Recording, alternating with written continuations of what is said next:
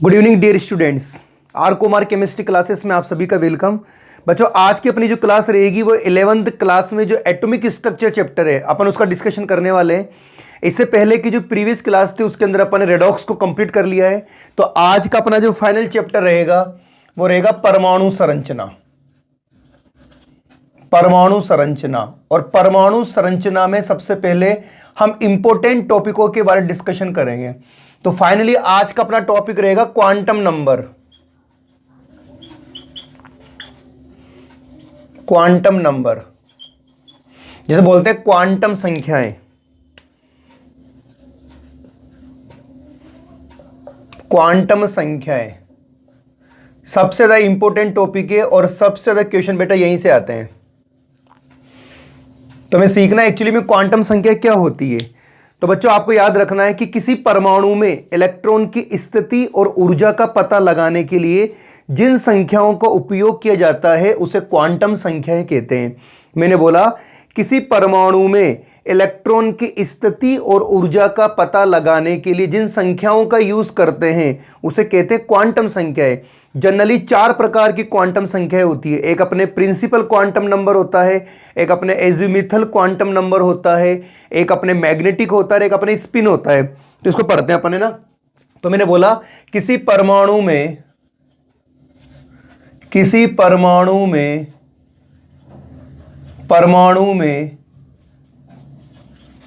Electron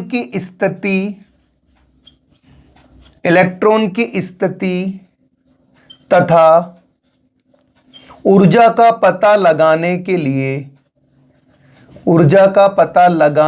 लिए जिन संख्याओं का उपयोग किया जाता है उसे बच्चों बोलते हैं, उसे क्वांटम संख्याएं कहते हैं। क्या बोलते हैं उसको? क्वांटम संख्या कहते हैं। तो क्या होगा इसका मतलब?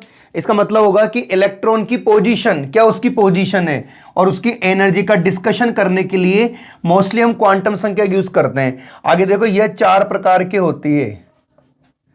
यह चार प्रकार की होती है, ठीक है। आप याद कर सकते हो। नंबर 1 होती है मुख्य क्वांटम संख्या। नंबर 2 होती है दिंगशी क्वांटम संख्या।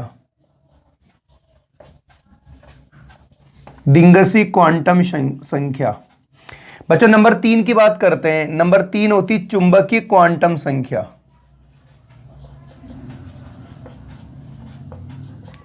क्वांटम संख्या। और नंबर 4 की बात करें तो नंबर 4 रहेगा अपना चक्रण क्वांटम संख्या।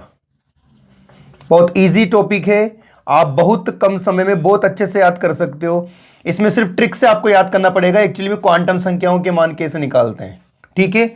अगर अपन देखें तो मोस्टली जो मुख्य क्वांटम संख्या है, मुख्य क्वांटम संख्या रिप्रेजेंट करते हैं एन के द्वारा, ठीक है ना। इसको बोलते हैं प्रिंसिपल क्वांटम नंबर, एन के द्वारा रिप्रेजेंट करते हैं। अगर अपन दिंगशी क्वांटम संख्या की बात करें, इसे बोलते हैं एजीमुथल क्वांटम नंबर, इसको रिप्रेजेंट करते हैं एल के द्वारा, स्मॉल एल के द्वारा। चुंबकीय क्वांटम संख्या, इसको बोलते हैं मैग्नेटिक क्वांटम नंबर, और इसको बच्चों इंडिकेट करते हैं स्मॉल एम के द्वारा। अगर अपन चक्रण क्वांटम संख्या की बात करें तो इसे बोलते हैं स्पिन क्वांटम नंबर, और इसको इंडिकेट करते हैं स्मॉल एस के द्वारा, ठीक है। तो कौन कौन सी क्वांटम नंबर हो गए आपके? टोटल 4 क्वांटम है आपके पास। ट्रिक से कैसे याद करोगे? ट्रिक से ऐसे याद कर लो, 4 क्वांटम संख्या होती है। आप इसको ट्रिक से याद कर लो, क्या? नीलम सिस्टर है, ये हो गई याद, ठीक है ना। कैसे याद करोगे? ट्रिक के द्वारा। नीलम सिस्टर है, ये कहानी खत्म हो गई। एन का मतलब प्रिंसिपल क्वांटम नंबर, एल का मतलब एजीमुथल क्वांटम नंबर, एम का मतलब मैग्नेटिक क्वांटम नंबर, और एस का मतलब क्या होता है? स्पिन क्वांटम नंबर होता है। तो बच्चों ये हो गया। तो नॉर्मली क्वांटम नंबर का मीन क्या होता है? इलेक्ट्रॉन की पोजीशन, यानी कि इलेक्ट्रॉन की स्थिति और ऊर्जा का पता लगाने के लिए जिन संख्याओं का उपयोग किया जाता है उसे क्वांटम संख्या कहते हैं। ये 4 प्रकार की होती, नीलम सिस्टर है। ठीक है, जल्दी से स्क्रीनशॉट लो बच्चों, आगे चलते हैं। तो फर्स्ट टॉपिक चालू करते हैं अपन। फर्स्ट टॉपिक होगा अपना मुख्य क्वांटम संख्या।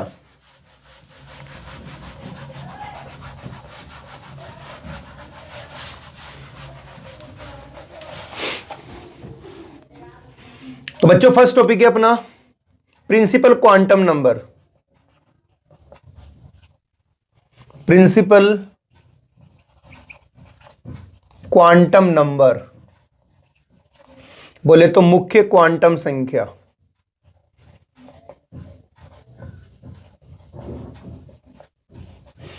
इसकी स्टडी करेंगे अपन। सबसे पहले हमें पता होना चाहिए इसका बेसिक कि एक्चुअली मुख्य क्वांटम संख्या से अपन क्या क्या निकाल सकते हैं। ठीक है ना, तो पहली चीज तो ये होती है कि मुख्य क्वांटम संख्या को स्मॉल n के द्वारा अपन प्रदर्शित करते हैं। बच्चों मुख्य क्वांटम संख्या की सहायता से आप निकाल सकते हो कोश के बारे में। ठीक है ना, कोश के बारे में डिस्कस कर सकते हो। कोश क्या होते हैं, उनका आकार क्या होता है और उनकी ऊर्जा क्या होती है, इसके बारे में बात कर सकते हैं। तो देखो बात करें अपन इस सिद्धांत को किसने प्रदर्शित किया, किसने दिया, तो बात करेंगे इस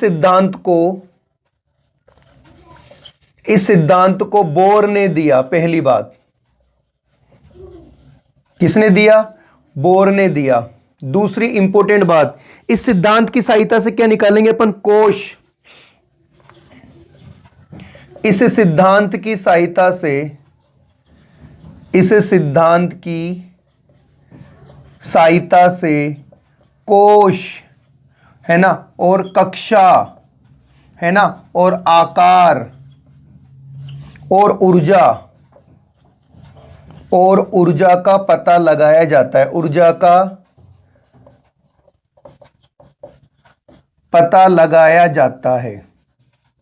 ठीक है, अभी पढ़ी लिया अपन ने कि इसको इस क्वांटम संख्या को किस इंडिकेशन करते हैं अपन, स्मॉल n के द्वारा, स्मॉल n के द्वारा प्रदर्शित करते हैं। चलो ये तो अपन इसका बेसिक पढ़ लिया। ठीक है ना, अब हमें सीखना है बच्चों कोश क्या होते हैं, कक्षाएं क्या होती है, एनर्जी कैसे निकालते हैं और उसकी शेप क्या होती है। तो आप देखो अपन जहां पर कोश को जो इंडिकेट करते हैं, देखो जो कोश होता है उसे इंडिकेट करते हैं अपन KLMNO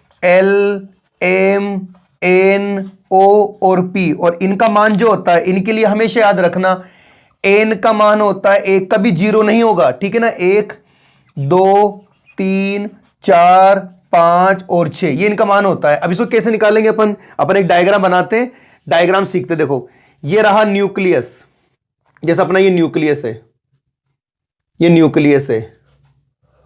ठीक है, ये अपना न्यूक्लियस है। सबसे पहले लेते हैं अपन के कोश, यहां मैं बनाता हूं के कोश, ये हो जाएगा के कोश, मतलब के आकार इतना सा है। ठीक है ना, अब लेते हैं अपन एल, थोड़ा सा आकार बढ़ेगा, देखो आप आकार बढ़ेगा यानी कि साइज बढ़ेगी तो एनर्जी का मान भी बढ़ेगा। अब तो सही है ना, ये हो जाएगा अपना एल। अब एल के बाद क्या जाएगा अपना एम, एम की साइज और बढ़ रही, देखो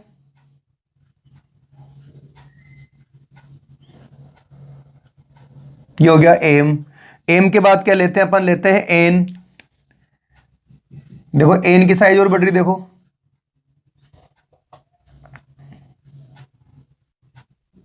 इस डायग्राम से बहुत सारी बातें सीख सकते हो आप, क्योंकि इसने बोर ने प्रतिपादित किया है। तो ये सारी क्या है आपके स्थायी शेल है। ठीक है, क्या हो गया KLMN। आगे चले क्या आएगा अब,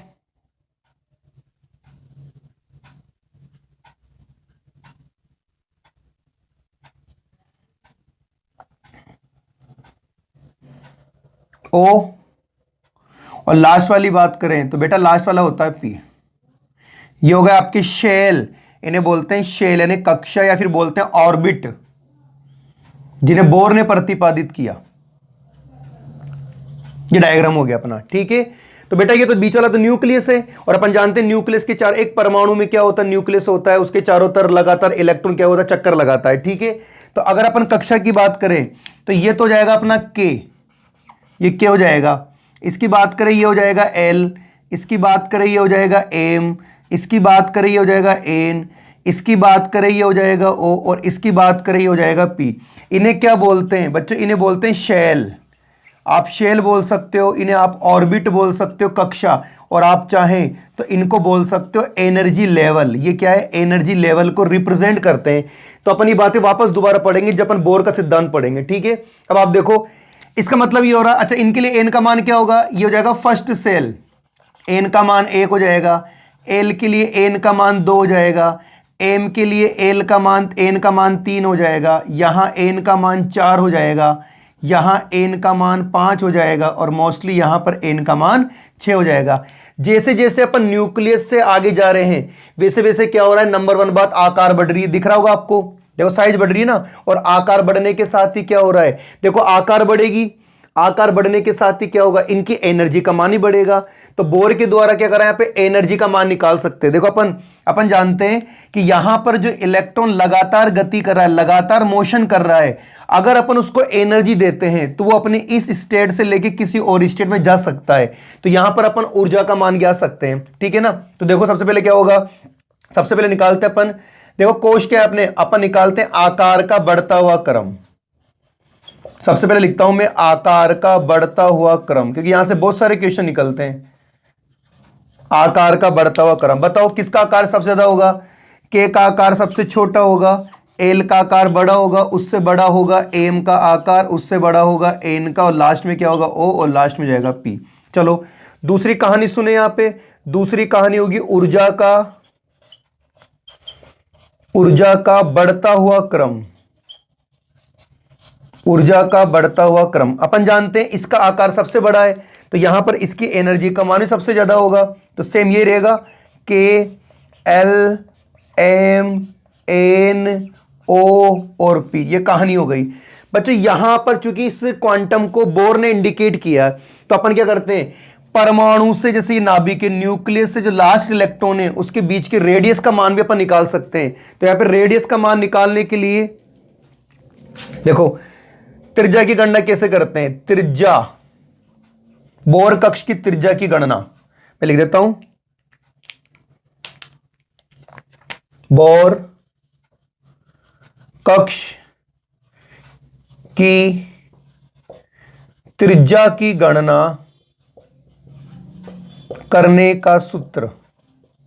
बच्चे ये फॉर्मूला आपको याद रखना है। तो ये फॉर्मूला क्या होगा आपका, क्योंकि अपन निकाल रहे हैं रेडियस, तो आर एन किसी भी शेल की हो सकती है, क्या होगा 0.529 इंटू क्या होगा 0.529 इंटू एन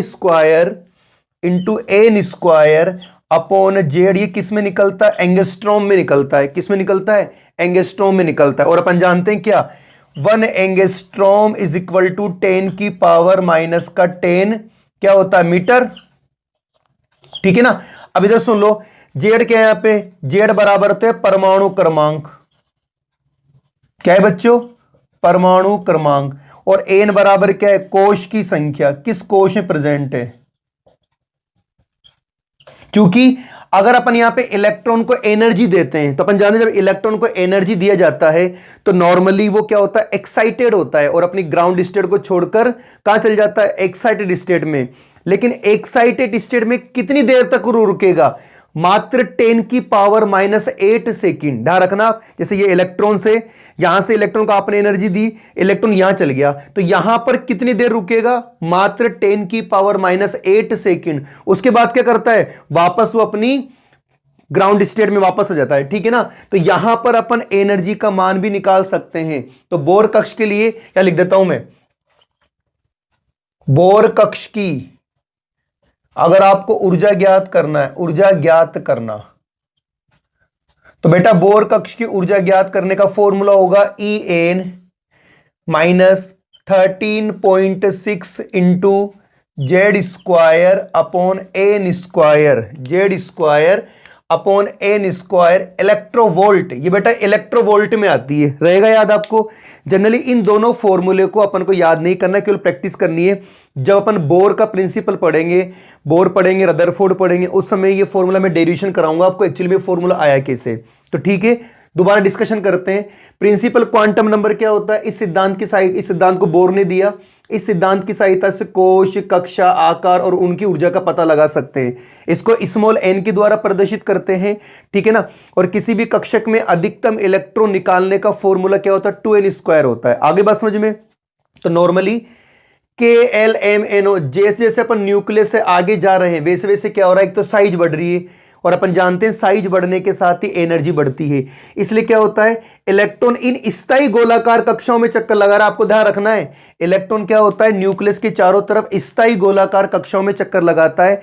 न तो वो अपनी एनर्जी को कम करता है, नहीं वो अपनी एनर्जी को ज्यादा करता है, और रेगुलर क्या करता है, गति करता रहता है। जिस प्रकार सूर्य के चारों तरफ ग्रह लगातार गति करते रहते हैं, मतलब वो न तो अपनी एनर्जी को कम करते हैं और नहीं अपनी एनर्जी को बढ़ाते हैं, लगातार क्या करते हैं, मोशन करते रहते हैं। ठीक है, आगे बात समझ में। तो मेरे ख्याल से आपको प्रिंसिपल क्वांटम नंबर समझ में आ गया। इसका बेसिक थे दोनों फॉर्मूले आपको याद रखना है कि इस क्वांटम नंबर में अपन रेडियस का मान भी निकाल सकते हैं और क्या निकाल सकते हैं, बोर कक्ष की एनर्जी का मान निकाल सकते हैं। कभी कभी यहां पर अपन को कुछ बातें दे देता है, तो आपको एक बात और सीखनी है यहां पे, ठीक है ना। क्या सीखना है, देखो इसको मिटाता हूं मैं इधर से।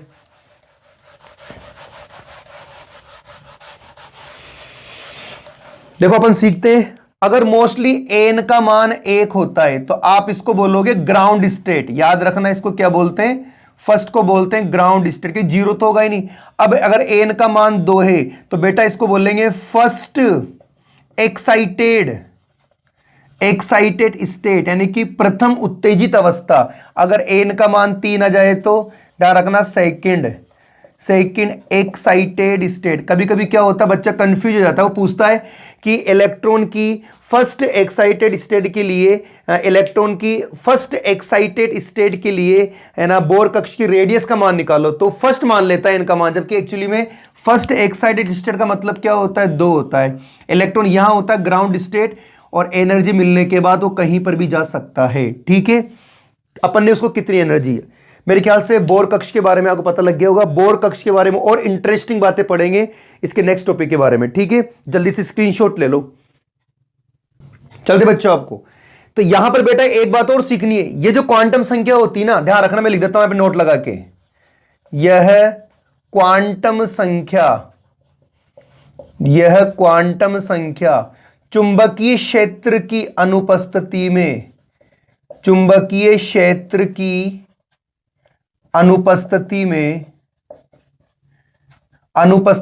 ज्ञात की जाती है।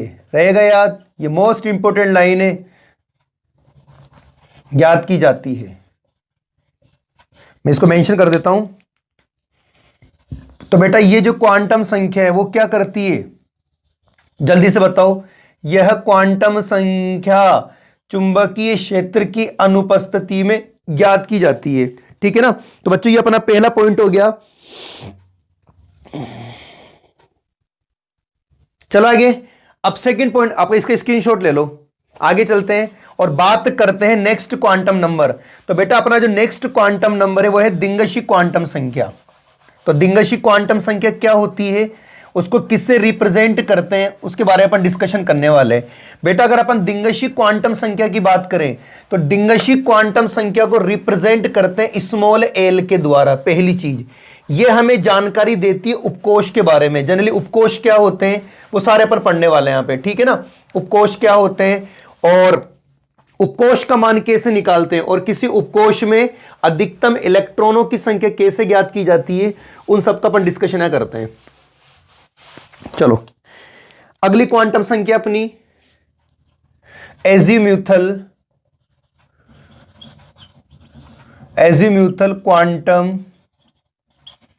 Quantum number. ठीक है ना, इसको क्या बोलते हैं हिंदी में,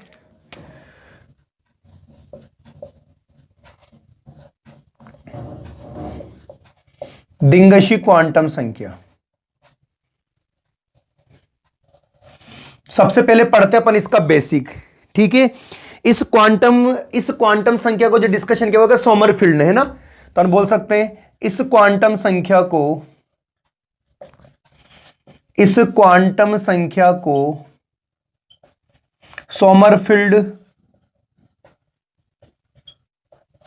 सोमरफील्ड ने ज्ञात किया। पहली चीज। दूसरी चीज, इस क्वांटम संख्या को स्मॉल एल के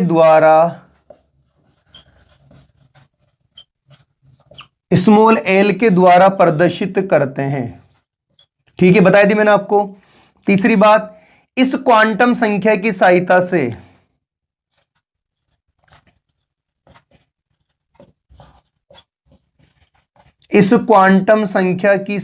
से उपकोष के बारे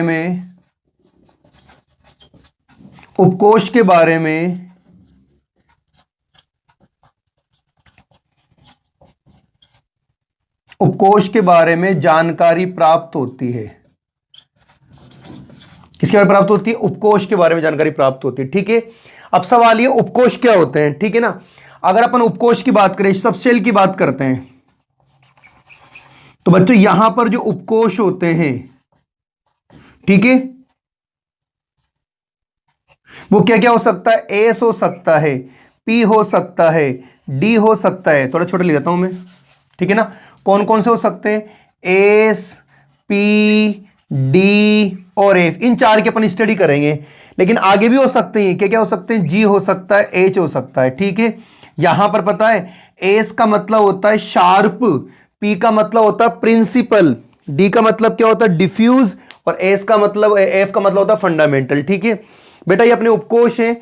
इन उपकोष के लिए आपको एल का मान निकालना है। तो इस उपकोष के लिए एल का मान देखो क्या होता है। एस के लिए एल का मान परमानेंट 0 होता है। पी के लिए कितना होगा? 1 होगा। डी के लिए कितना होगा? 2 होगा। एफ के लिए कितना होगा? 3 होगा। जी के लिए कितना होगा? 4 होगा। और एच के लिए कितना होगा? मान 5।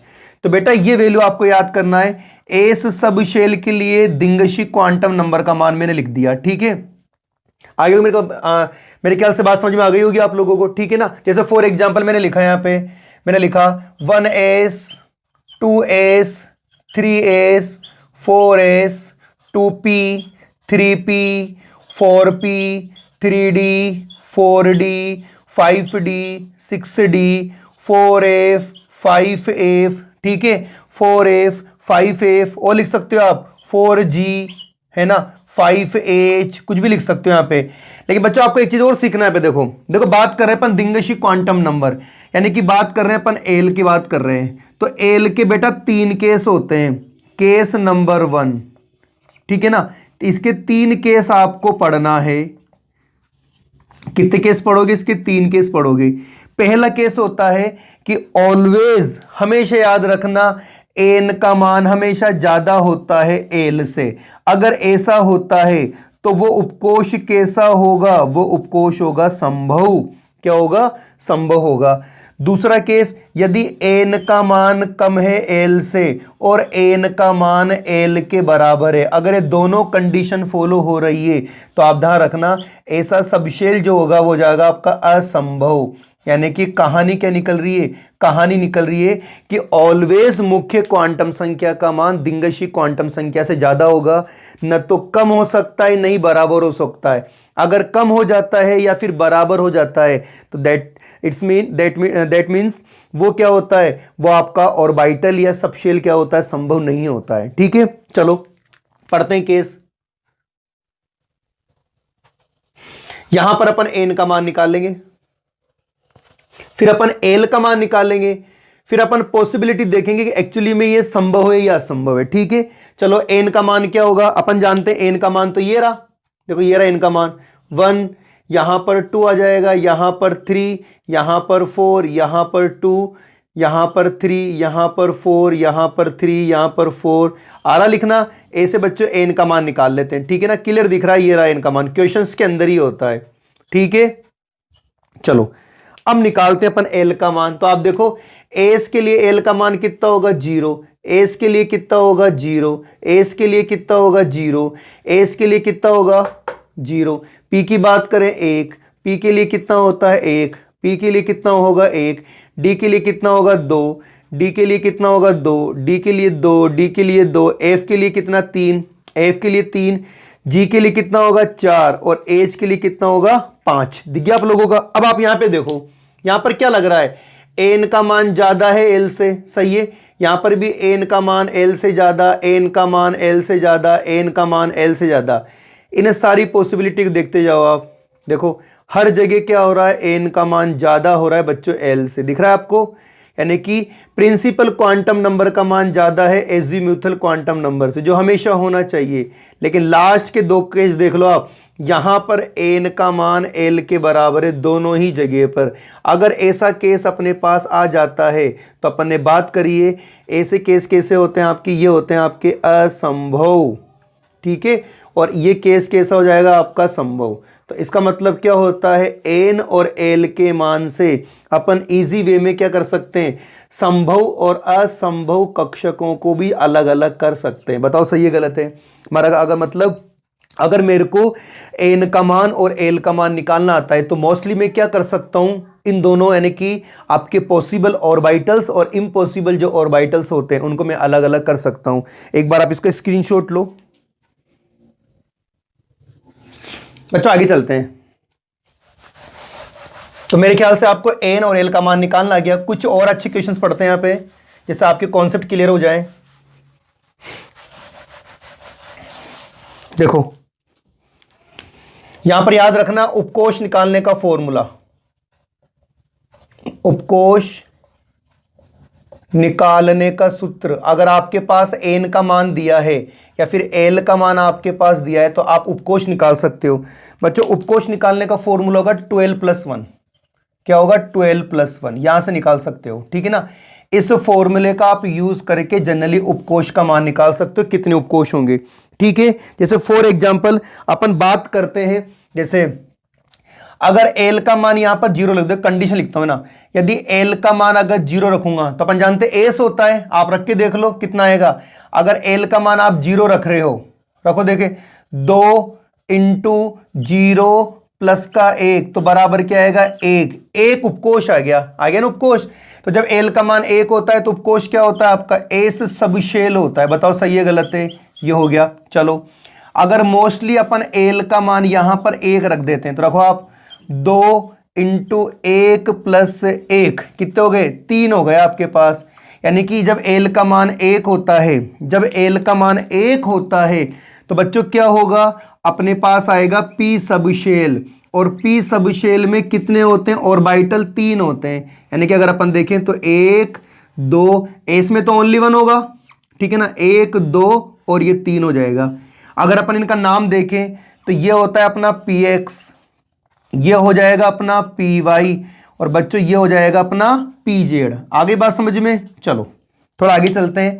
अगर ये केस l बराबर 2 आ जाए, अगर l बराबर 2 आ जाता है तो अपन लिखेंगे 2 × 2 + 1 बराबर कितना आ जाएगा 5 आ गया। तो 5 के जब l का मान 2 होता है तो मोस्टली से बोलते हैं डी सबशेल, ठीक है ना। और डी सबशेल में टोटल कितने होते हैं 5 होते हैं, यानी कि 1 2 3 4 और एक 5। और अपन जानते हैं एक ऑर्बिटल में मोस्टली कितने इलेक्ट्रॉन होते हैं 2 इलेक्ट्रॉन होते हैं, ठीक है ना। नाम लिख लो इसके कौन कौन से नाम होते हैं। देखो इसका नाम हो जाएगा मोस्टली आपका, नॉर्मली बोल सकते हो आप dxy, इसको बोल सकते हो dyz, इसको बोल सकते हो dxz, इसको बोल सकते हो dx² y², और इसको बोल सकते हो मोस्टली dz²। आगे चले।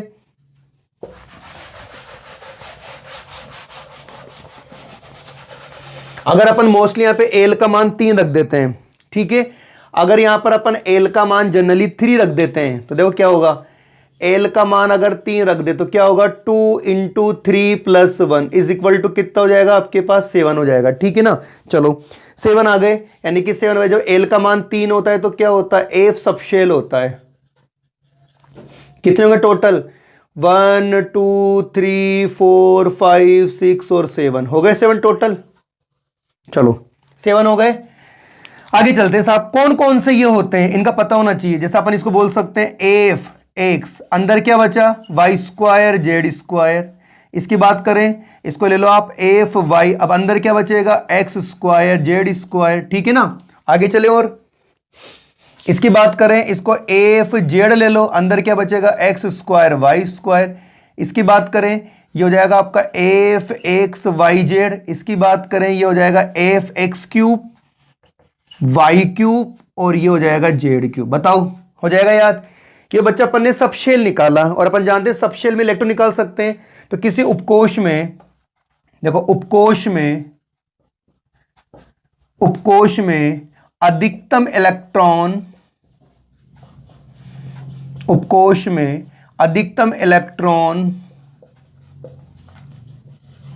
निकालने का सूत्र क्या होगा, 2 से मल्टीप्लाई कर दो, क्या होगा 2 12 + 1, दैट्स इट, हो गया। आगे बात समझ में। अब जल्दी से आप इसके स्क्रीनशॉट लो, फिर अपन आगे चलते हैं कैसे करते हैं क्वेश्चंस, कैसे करते हैं। देखो चले आगे। अब इससे रिलेटेड अपन इसकी प्रैक्टिस कर लेते हैं।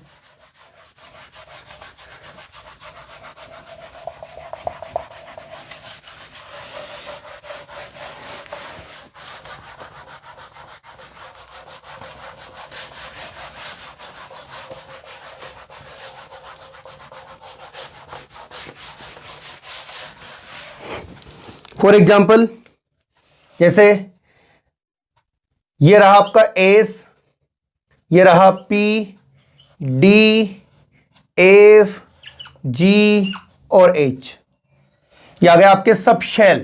क्या सारे आपकी सब शेल। सबसे पहले अपन को क्या करना है, इनके लिए एल का मान रखना है। सबसे पहले एल का मान निकालेंगे, फिर अपन वापस दोबारा उपकोष निकाल लेंगे। फॉर्मूला क्या होगा 12 + 1, ठीक है। उसके बाद क्या करेंगे, प्रत्येक में अपन मैक्सिमम इलेक्ट्रॉन निकाल लेंगे 2 12 + 1, ठीक है साहब।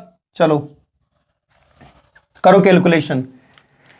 एस के लिए एल का मान कितना होता है, एस के लिए एल का मान 0 होता है, तो यहां पर कितना जाएगा 1, 1 को ध्यान रख दो, एल का मान रखो 0, कितना आएगा 2 इलेक्ट्रॉन, ठीक है। चलो पी का मान कितना होता है एल के लिए 1, यहां पर कितना जाएगा 3 और मैग्नेटिक इलेक्ट्रॉन कितना जाएंगे 6। डी के लिए बताओ, एल का मान 2 होता है, एफ के लिए 3 होता है, जी के लिए 4 होता है और एच के लिए कितना होता है बेटा 5 होता है, ठीक है ना। ये अपन ने पढ़ लिया। एस के लिए एल का मान 0, पी के लिए 1, डी के लिए 2, एफ के लिए 3, जी के लिए 4, एच के लिए। अब रख दो आप एल का मान। यहां पर आप एल का मान रखोगे 2 दूना 4 1 5 5, यहां पे रखोगे कितना होगा 3 दूना 6 और 1 7, यहां रखो 4 दूना 8 1 9, 5 दूना 10 और 1 11, ठीक है ना भाई। रखो आप 4 रख दो यहाँ पे एल का मान, तो 4 दूना 8, 4 to the 8, 8 + 1 9, 5 रखो 5 to the 10, 10 + 1 = 11। अब इलेक्ट्रॉन ले लो आप, इसमें क्या डबल कर लो डायरेक्ट ही 10, 7 को 2 से मल्टीप्लाई कर लो 14, जी में कितना हो जाएगा 9 है तो कितना होगा 18 और 11 22। बच्चों ये हो गए अपने मोस्टली इलेक्ट्रॉन। आ रही बात समझ में। तो इसका मतलब ये होता है कि ए सब शेल में लास्ट इलेक्ट्रॉन कितने आएंगे आपके 2, पी सब शेल में कितने होंगे टोटल 6, डी में टोटल कितने आएंगे 10, एफ में कितने आएंगे 14 और जी में कितने आएंगे 18 और एच में कितने आएंगे 22। तो मेरे ख्याल से आपको दिंगशिक क्वांटम संख्या क्या होती है, इससे रिलेटेड कैसे क्वेश्चंस आते हैं आपको निकालना आ गया होगा, ठीक है ना। इस उपकोष की सहायता से अपन मोस्टली संभव और असंभव जो कक्षक होते हैं उनको भी अपन अलग कर सकते हैं। बच्चों आगे चलते हैं। अभी थोड़ी देर पहले अपन ने क्या पढ़ा है, अपन ने पढ़ा है प्रिंसिपल क्वांटम नंबर, है ना। उसमें बेटा अपन ने क्या निकाला था, कोश निकाला था। कोश बात करते हैं सबसे पहले के कोश की बात करते हैं। अब जल्दी से बता दो के कोश के लिए एन का मान कितना होता है, एन का मान 1 होता है। तो बच्चों एल का मान भी तो क्या होगा, इसके लिए एल का मान भी 1 आएगा।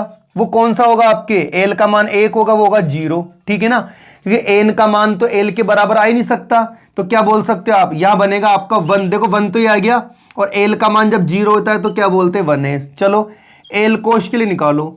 अगर अपन एल कोश की बात करते हैं तो बताओ एल के लिए एन का मान कितना होता है 2। तो बेटा एल के 2 मान हो सकते हैं, ठीक है ना। देखो एल के कितने मान हो सकते हैं, या तो 0 होगा या 1 होगा या 2 होगा। तो 2 तो पॉसिबल है ही नहीं, क्यों नहीं है, क्योंकि एन का मान 2 तो ही नहीं सकता।